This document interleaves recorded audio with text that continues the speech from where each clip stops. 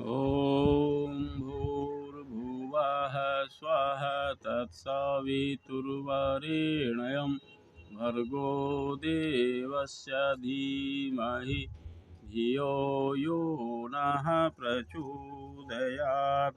वंशी विभूषितकरान्नवनीरदाभात् पीताम्बरादरुणबिम्बफलाधरोष्ठात् पूर्णेन्दुसुन्दरमुखादरविन्दनेत्रात् कृष्णात् परं किमपि तत्त्वमहं न जाने। श्री सीतानाथ समारंभां श्रीरामानन्दार्यमध्यमाम् अस्मदाचार्यपर्यन्तां वन्दे गुरुपरम्परां। वन्दे राधापदाम्भोजं ब्रह्मादिशुरवन्दितं यत्कीर्तिं कीर्तनेनैव पुनाति भुवनत्रयम्। सभी भागवत प्रेमियों को राधे राधे। आइए आज पुनः प्रकृति की गोद में बैठकर हम भागवत रस का पान करते हैं। जब इंद्र ने विश्वरूप की हत्या कर दी तो उसे ब्रह्म हत्या का पाप लगा। उसने सोचा कि अब इस पाप से मुक्ति कैसे हो, तो वह अपने पाप को बांटना शुरू किया। तो उसने 4 स्थानों पर अपने पाप को बांटा।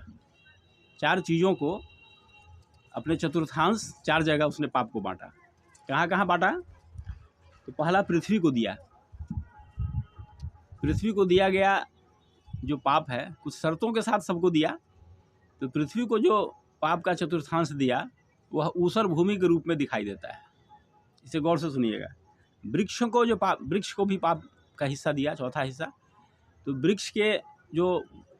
वृक्ष ने जिस पाप को स्वीकार किया शर्तों के साथ, वह गोंद के रूप में दिखाई देता है। वृक्ष से गोंद निकलते हैं ना काटने पर, वह इंद्र के द्वारा दिया गया पाप का ही अंश है। उसके बाद कुछ स्त्रियों को मिला चतुर्थांश। स्त्रियों को वो मासिक धर्म के रूप में दिखाई देता है, वो इंद्र के दिया हुआ पाप का हिस्सा है। और जल को दिया। जल में वह फेन और बुदबुदा के रूप में दिखाई देता है। तो इस तरह से इंद्र ने अपने ब्रह्म हत्या को पाप को 4 जगह दे दिया कुछ शर्तों के साथ। उसके बाद त्वष्टा ऋषि ने अपने पुत्र का बदला लेने के लिए, उनके पुत्र थे, त्वष्टा ऋषि के पुत्र थे विश्वरूप। विश्वरूप को इंद्र ने मार दिया था। तो पुत्र के मृत्यु का बदला लेने के लिए उन्होंने एक यज्ञ किया और यज्ञ से एक बहुत भयंकर असुर प्रकट हुआ। आप लोग सुने होंगे, पढ़े होंगे, वृत्रासुर के बारे में जानते होंगे आप। यही वृत्रासुर हुआ जो यज्ञ से प्रकट हुआ। बहुत विशाल था, बहुत विकराल था। जब वह चलता था तो धरती हिलने लगती थी। उसको देख करके देवता लोग भाग जाते थे, इतना विकराल उसका शरीर था। तो वहीं पर उसी यज्ञ से वृत्रासुर का जन्म हुआ। उसके भय से इतने देवता लोग भयग्रस्त हो गए कि वे अपनी रक्षा के लिए भगवान से उन्होंने प्रार्थना किया। अपने अंतःकरण में विराजमान भगवान से उन्होंने प्रार्थना किया कि हे भगवान, हमको इससे बचाइए। तो भगवान उनकी प्रार्थना से प्रसन्न हुए और उन्होंने कहा कि देवताओं, चिंता मत करो, तुम वृत्रासुर के भय से मुक्त होने के लिए तुम दधीचि ऋषि के पास जाओ। दधीचि ऋषि, इसकी भी चर्चा कहीं कहीं पढ़ाई होती है विद्यालयों में। पहले तो होती थी, अब पता नहीं, अब तो सेकुलर के नाम पर बहुत सी पढ़ाई का हिस्सा काट दिया गया है। तो हम लोग बचपन में पढ़े थे दधीचि ऋषि के संबंध में। तो दधीचि ऋषि के पास भगवान ने देवताओं को भेजा कि जाओ, उनकी तपस्या बहुत बड़ी तपस्या उन्होंने की है और उनका शरीर वज्र की तरह कठोर हो गया है और उनको शरीर के प्रति कोई आसक्ति नहीं है, वो शरीर भाव से मुक्त हैं। इसलिए जाओ, उनसे उनका शरीर मांग लो और उनकी हड्डियों से एक वज्र बनाओ। उसी वज्र से वृत्रासुर का वध किया जा सकता है, दूसरा कोई उपाय नहीं है। तो सभी देवताओं के बारे में कहा जाता है कि मनुष्य के साथ साथ कि सुर नर मुनि की यही सब रीति, स्वार्थ लागी करहीं सब प्रीति। देवतागण भी स्वार्थी होते हैं। ऐसा नहीं कि मनुष्य ही होते हैं, मनुष्य तो पहले बदनाम है, देवता लोग भी स्वार्थी होते हैं। तो देवता लोग अपने स्वार्थ के लिए कुछ भी कर सकते हैं। तो वे दधीचि ऋषि के पास गए और दधीचि ऋषि से उन्होंने प्रार्थना की, विनती की और सारी समस्याएं को उनके सामने रखा। तो ऋषि ने पहले तो देवताओं की परीक्षा ली कुछ बातें पूछ कर, लेकिन जब देखा कि जब देवतागण सही में बहुत त्रस्त हैं, तो उनको तो शरीर में कोई आसक्ति थी नहीं।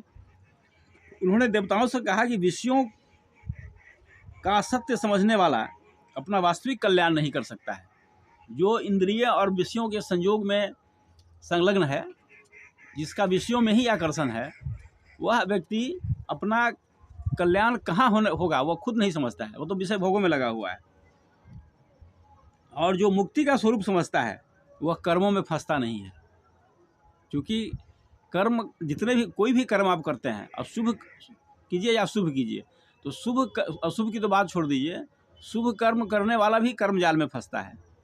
तो जब तक कर्म जाल में आप फंसेंगे तब तक आपका जन्म होता रहेगा। मनुष्य का जन्म बार बार होता रहता है शुभ या अशुभ कर्म का फल भोगने के लिए।